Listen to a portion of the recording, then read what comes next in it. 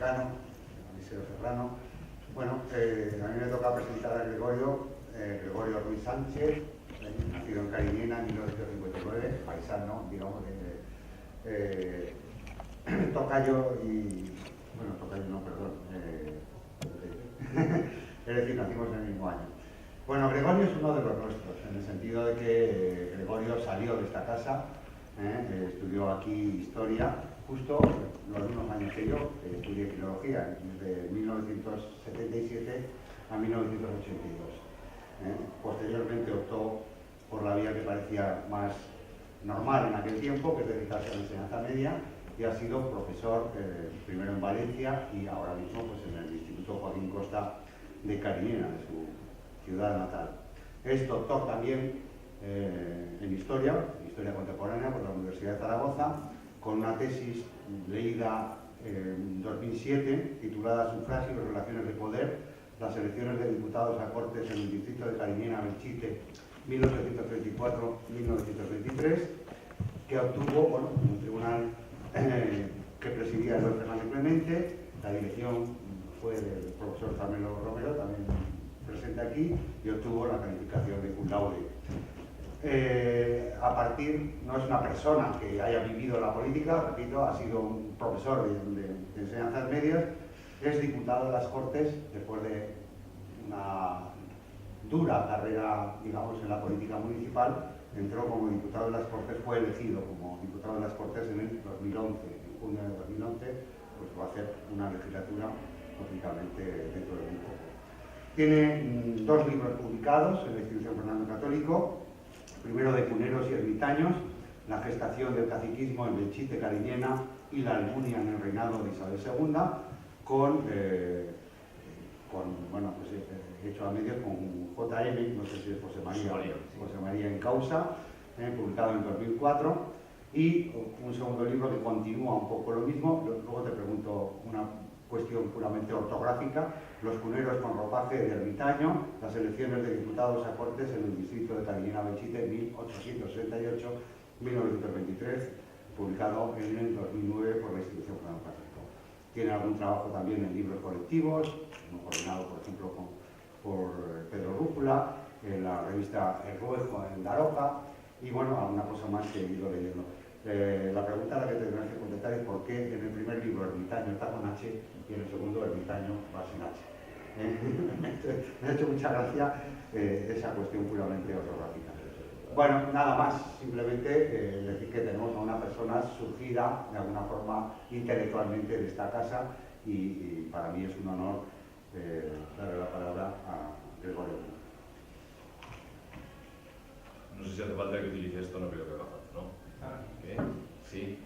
Bueno, gracias en todo caso por la invitación al decano Eliseo, a Gabriel Sopeña, que organizado esto también, y por supuesto la presentación de Antonio Pérez. Bueno, siempre es gratificante, ¿no?, que uno vuelva al sitio donde realmente ha salido. Esta será mi casa siempre, por una manera natural, y además hace poco, como bien se ha dicho, con Carmelo hemos estado durante años aquí trabajando la investigación sobre la tesis doctoral, y nunca me he separado. Tengo buenos amigos en esta casa, por lo tanto, encantado de estar aquí. Y lógicamente, pues quiero empezar mi intervención con una noticia que yo creo que es buena. Es este recorte de prensa. Este recorte de prensa que aparece hoy en el Heraldo de Aragón dice: el Supremo obliga a pagar lo pactado en la universidad en un caso como el de Zaragoza. Es decir, que, bueno, si los tribunales tienen que dilucidar lo que tiene que ocurrir en la universidad, no es buena cosa, pero efectivamente da la sensación de que la Universidad de Zaragoza va por el camino adecuado, por lo menos desde el punto de vista jurídico. Dicho esto, voy a entrar un poco en materia.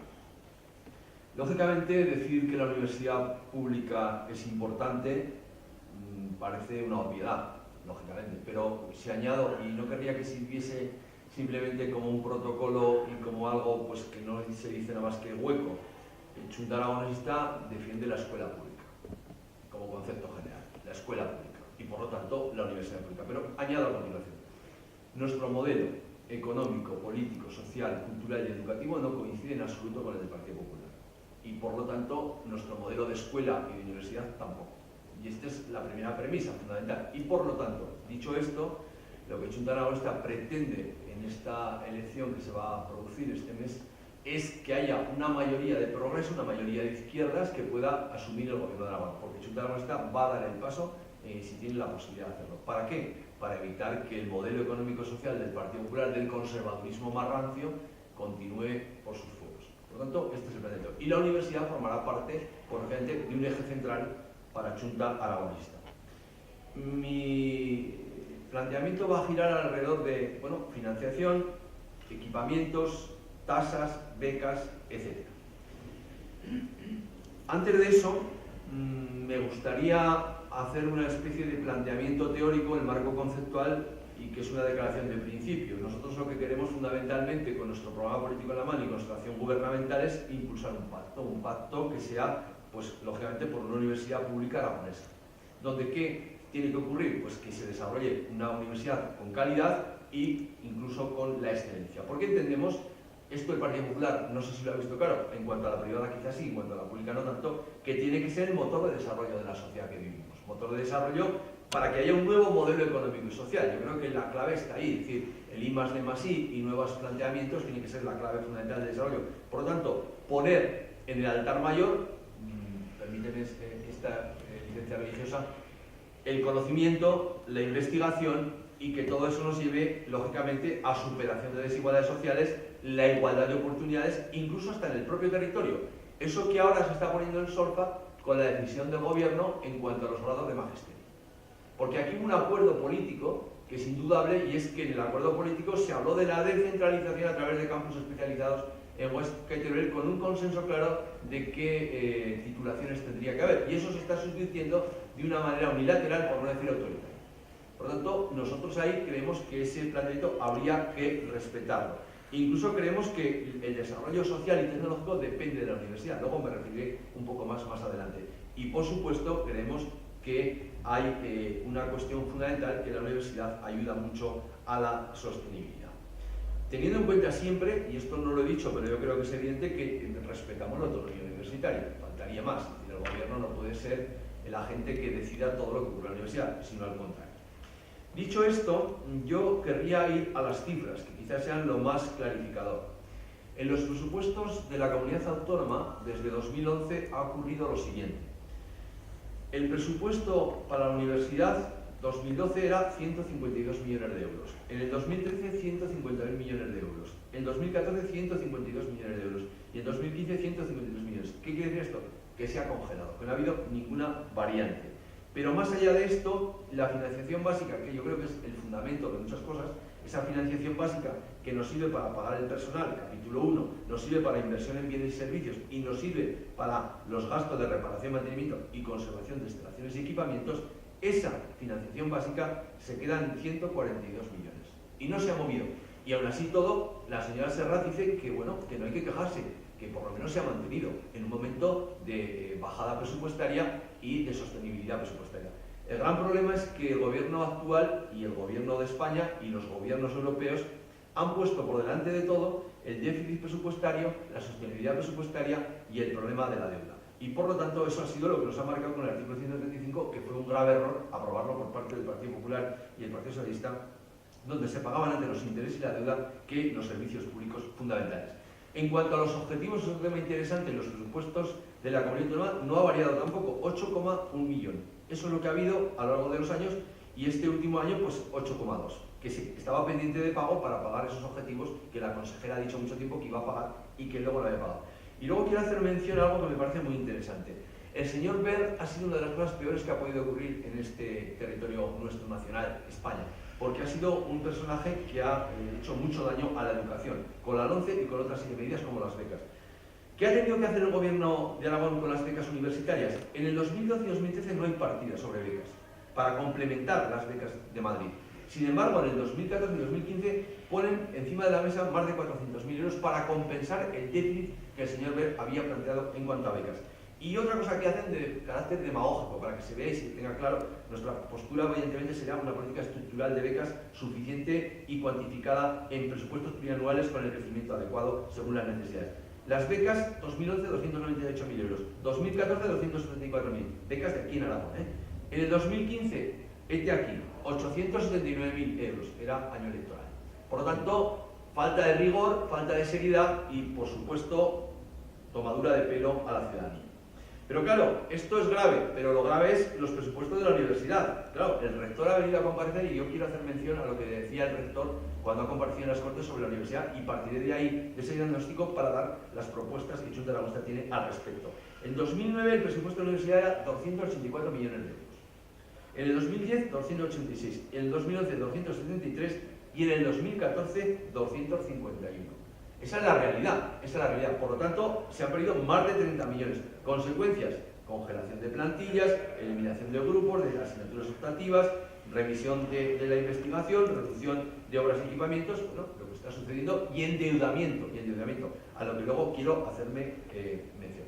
Hay un documento que yo creo que es vital, que presenta Manuel López, el rector, en las Cortes de Aragón, donde dice situación actual de la Universidad de Zaragoza. De aquí hay que partir para hacer las propuestas pertinentes en la próxima legislatura. Y aquí dice cosas tan interesantes como esta, que me gustaría referir.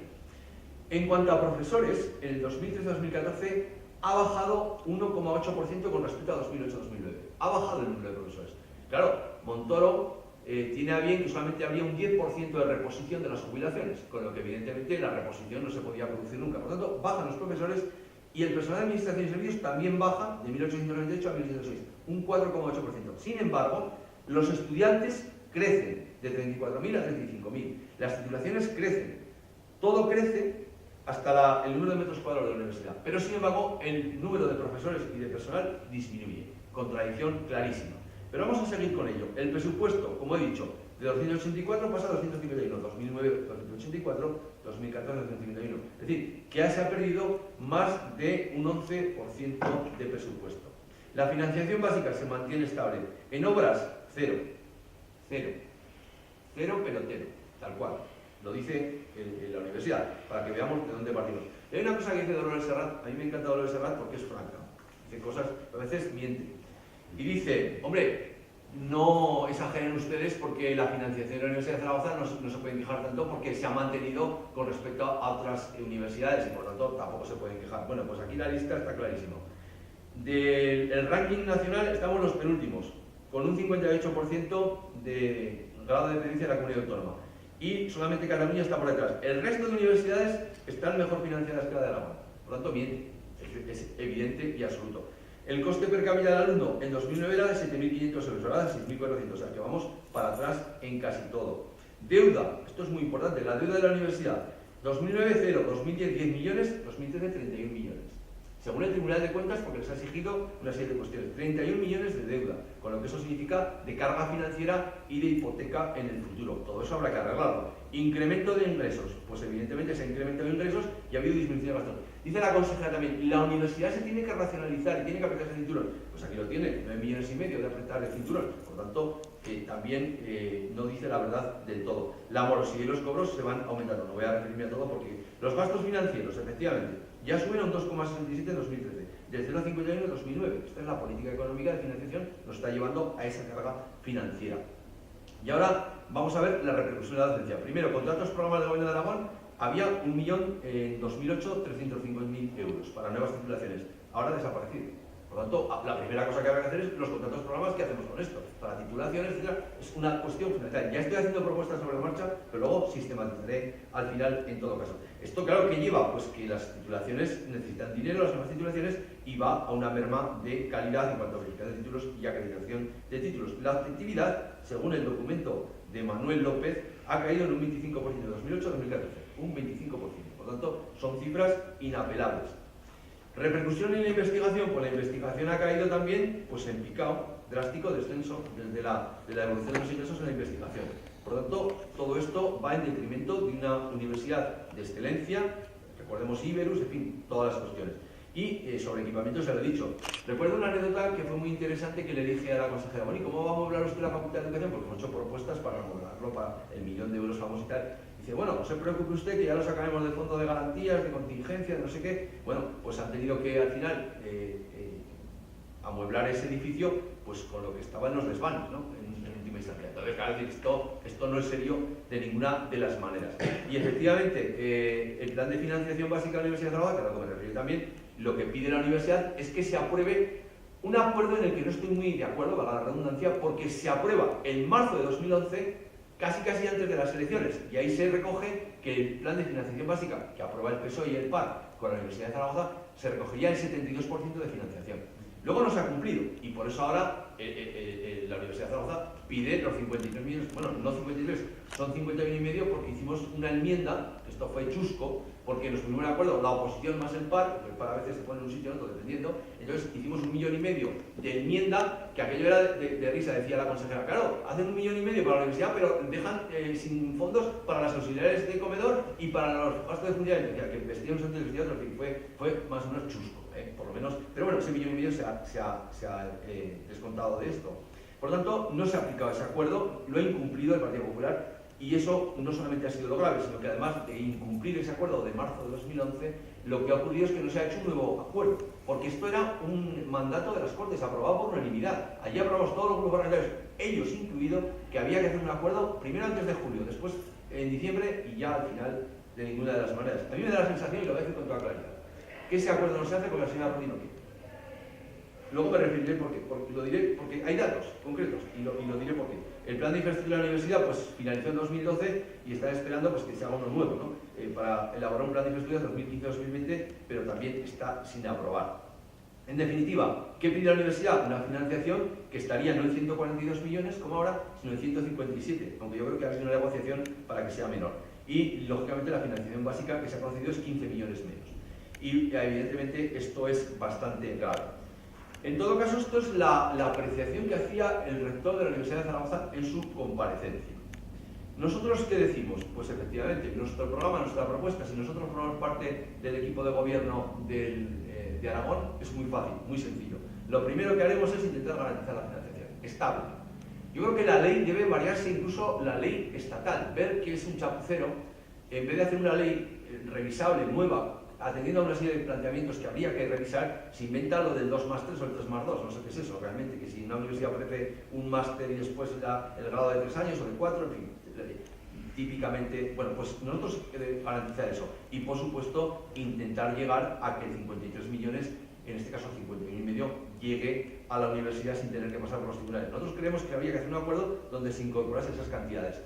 Lógicamente no se ha cumplido el acuerdo y nosotros creemos que se debería de cumplir. ¿Por qué digo que la señora Rubí no ha querido firmar este acuerdo? La consejera Serraz, en una pregunta que le hago yo oral en el Pleno de las Cortes, le pregunto exactamente cuáles son las diferencias que hay entre la universidad y el propio gobierno para no firmar el acuerdo.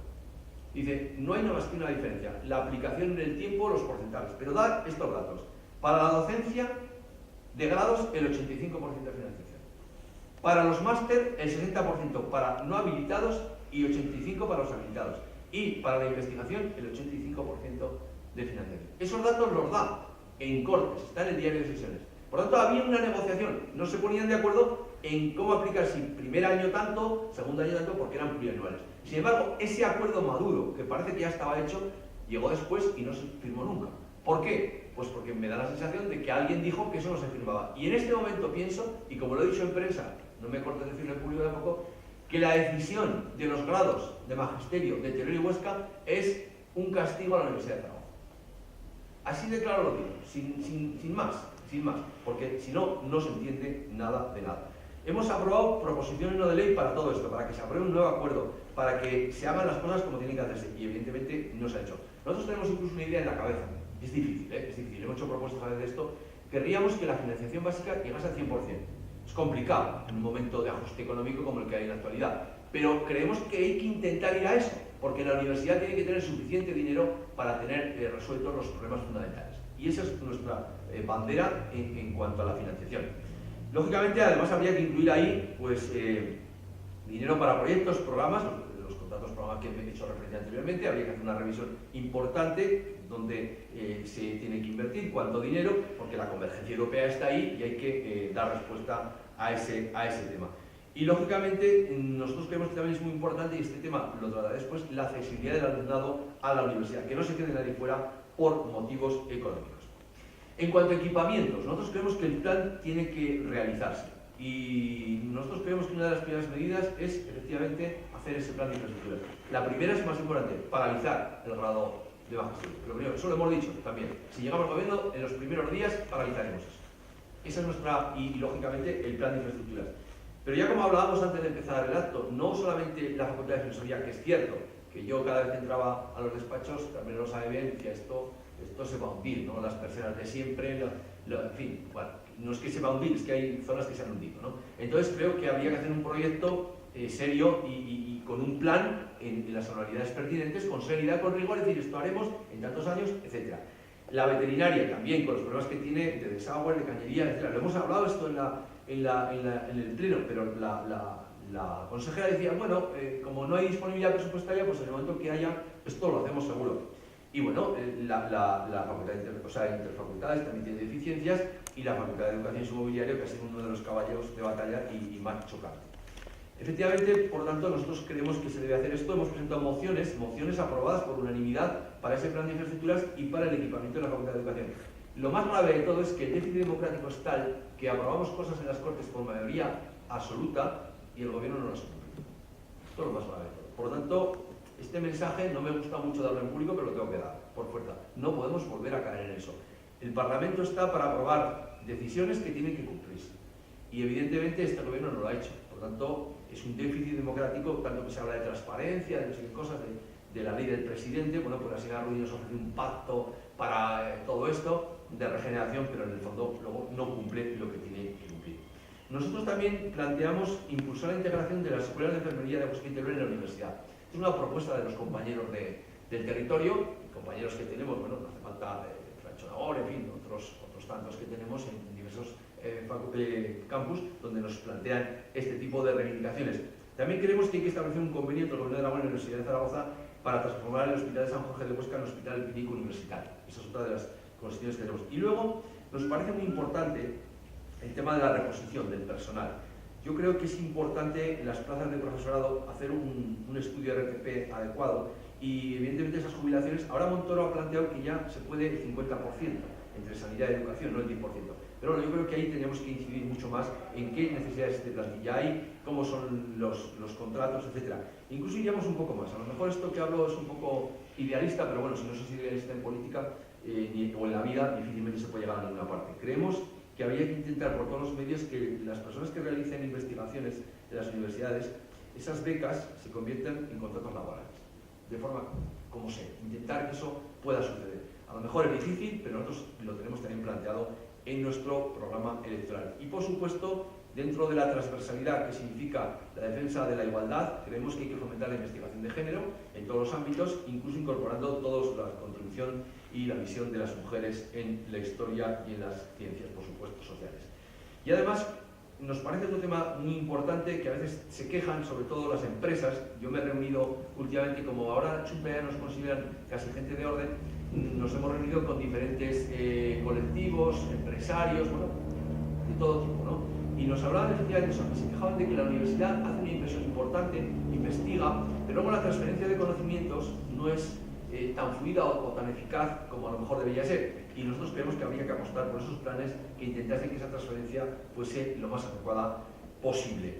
También nos gustaría tratar el mapa de las titulaciones universitarias. Yo creo que esto es algo que está ahí y que, por supuesto, lo de la San Jorge ya lo hemos dicho, quitaríamos rápidamente esa decisión, pero le daremos el mapa de titulaciones para esa descentralización universitaria de la que hemos hablado desde el principio y montaríamos esos campos de especialización en Huesca y en Teruel y, lógicamente, pues que fuesen espacios con la adecuación de infraestructuras, de docencia y de investigación. Tenemos una propuesta que nos han hecho también determinados compañeros sobre una ley específica de enseñanzas artísticas. Nos parece que sería muy importante tratar esto y desarrollarlo en la medida de lo posible. Y con respecto al alumnado, nos parece que el plan de becas tendría que revisarse, ampliarse y además intentar incluso ayudas al estudio, pero incluso progresivas, incluso programas de movilidad para intentar incentivar el transporte a mejores precios. Y por supuesto, una cosa que nos parece también importante, hay familias que cuando tienen que hacer frente a un máster tienen verdaderas dificultades económicas Y esto es un problema que se está acrecentando cada vez más con la situación de crisis económica que existe. Por lo tanto, querríamos asegurar precios públicos y calidad de los másteres que sean similares a los estudios de grado. ¿Cómo? Pues yo creo que se puede hacer, de alguna manera se puede hacer. Y tengo que decir que nosotros estamos absolutamente en contra del 2 más 3. Ya sé que la CRUE ha dicho que, bueno, moratoria para que no se aplique, etcétera. Yo espero que este gobierno popular no siga en Madrid, me refiero, y que eso sea, pues, agua de verano y que pase en cuanto se pueda. Y ese Real Decreto 46/2015 desaparezca del mapa con el señor Wert incluido políticamente, quiero decir.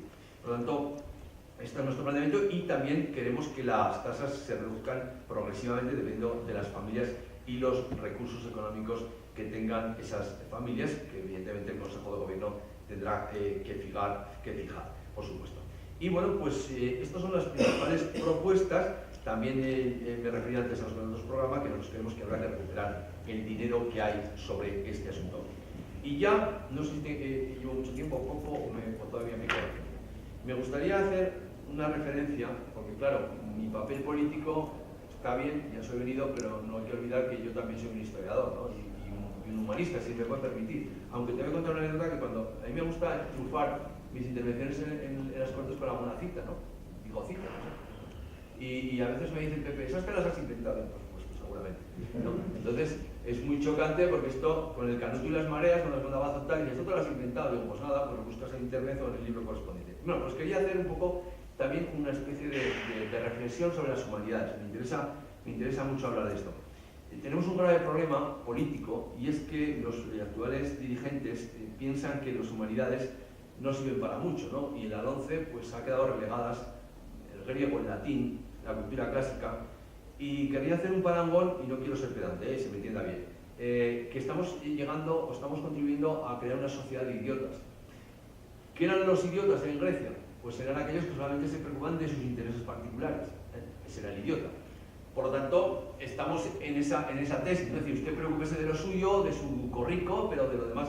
Y efectivamente el politicón era aquel que se preocupaba de la sociedad. No voy a hablar aquí de los metecos y de la mujer, pero en fin, aquí somos todos muy leídos. Por lo tanto, quiero decir que estamos en una sociedad peligrosamente en el precipicio, ¿no? Y luego, claro, se ha impuesto después en el 19, pues la riqueza de los individuos, ¿no? Es decir, el voto según lo que tienes, si eres propietario, bueno, no voy a abundar en eso, está claro. Y eso nos lleva al neoliberalismo que nos están intentando colocar todos estos que gobiernan ahora. Y la desigualdad se hace patente. Claro, ¿qué reivindico yo desde la educación y desde las humanidades? Pues efectivamente, la educación integral. Es decir, que no sea solamente mano de obra barata, que sea consecuente, que sea una persona bien formada. Incluso yo creo, y esto lo decía De la Cortina en un artículo hace pocos días, que hablaba efectivamente de que hace falta profesionales que normalmente no solamente dominen las técnicas, ¿no? Sino que tengan sentido de historia, los valores en esa gente, que sepan las metas, ciudadanos implicados en la marcha de la sociedad, preocupados por saber lo que pasa y por diseñar el futuro. Como decía, Aristóteles dirige los recursos humanos de las multinacionales. En eso hay que estar, ¿no? Yo creo que todo lo demás estamos hablando de crear burócratas que no piensan, que no razonan, que no critican, que no están, sino que siguen el carril, y evidentemente ese es el modelo neoliberal. Que el señor Wert se le ocurra decir que las pruebas de reválida, esto de revalida, que nos acordamos bien, ¿no? Yo iba de cariñena con el pantaloncito corto, medio asustado, a hacer la reválida al Goya, ¿no? Y claro, ahora vuelven otra vez aquello, a la reválida, pero además reválida tipo test. Entonces, lo de ermitaños aparecerá con H, no, después aparecerá cada vez de una manera distinta. Que evidentemente en este caso sería un error de edición. Bueno, en definitiva, yo pienso que hay que apuntar a las humanidades, apostar, y yo creo que esta facultad, por supuesto, tiene que ser fundamental, ¿no? Para esto y para desarrollar todo el asunto. El declive de las humanidades que dice el señor Kagan, pues yo no me lo creo. Yo no creo que las humanidades estén en declive, al contrario, son necesarias. Porque de verdad, si hubiese más humanistas en la sociedad actual, otro gallo los cantaría, no el burócrata que no entiende otra cosa que su propia especialización. Ahí lo quería dejar, no quiero abundar mucho más, no sé si he sido suficientemente claro, si he dejado las cosas en su sitio, si he hablado de lo que había que hablar y cómo se esperaba, pero bueno, este es el programa de Chunta, este es el programa que nosotros nos creemos y que evidentemente entendemos que la universidad y la Facultad de Filosofía, como parte de ella, tiene que ser el centro, tiene que estar en el centro de la nueva sociedad, porque si alguien piensa que ninguneando a la universidad, que desprestigiando a la universidad, que maltratando a la universidad, que mal financiando a la universidad, la sociedad puede avanzar, yo creo que se equivoca, fundamentalmente se equivoca. Alguien me decía, yo soy muy aficionado, no sé si está bien que lo diga aquí, pero bueno, lo digo, a la educación finlandesa. Y con la justicia he tenido algunos diálogos interesantes. Cuando nos conocimos al principio, en una primera comparecencia le dije, lo que tenemos que hacer es quitar los exámenes como en Finlandia, porque el tiempo que perdemos para preparar las pruebas lo utilizamos para aprender, ¿no? Y a lo mejor iría bien. Y se me reía un poco Vicente, pero dice, hombre, esto... Y después que los jesuitas lo están haciendo. Entonces ya me decía el otro día, hombre, digo, ¿ves? Que claro, depende de quién lo hace. En definitiva, que yo creo que estamos en eso, ¿no? Hay que enseñar para que el hombre aprenda y la mujer, pero no hay que adiestrar para que supere pruebas y más test, ¿no? Entonces yo creo que si vamos por ese camino y el señor Bell y toda esta gente del neoliberalismo nos llevan a ese terreno, pues acabaremos siendo analfabetos funcionales todos, ¿no? Porque al final no queda la otra. Por lo tanto, este es nuestro planteamiento. No sé si queréis que aclaremos algo, y yo estoy muy esperanzado porque yo creo que va a haber un cambio de gobierno. Soy optimista, yo creo que lo va a haber. Y es bueno que lo haya, porque desde luego 4 años más con esta tesitura, pues en fin, no sé lo que puede pasar. A lo mejor, no lo sé. Yo tengo realmente muchas dudas de que esto puede ir hacia ninguna parte. Bien, callo ya, yo creo que es lo que quería contar, no sé si... Bueno, yo creo que has hecho un buen repaso. Voy a abrir el